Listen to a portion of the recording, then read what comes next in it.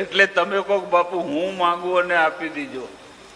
જ્યારે તમે તમારા હૃદયની અંદરથી એવું નીકળે કે બાપુ હું માંગુ અને તમે આપી દો, એ વાત મને મંજૂર નથી. જો હાથ મારા બે ફેલાવું તો તારી ખુદાઈ દૂર નથી. બાપુ ભૂલે ચૂકે હું માગી લઉં ને તમે આપતા નહીં. કેમ? નાનું છોકરું બંદૂક માગે, ગોળી ભરેલી, બાપા લે, હાલે ભાઈ, જાણે છે આને છરિયાલીસ તો એ પોતે વઢાઈ જશે યા કોકને વાળશે.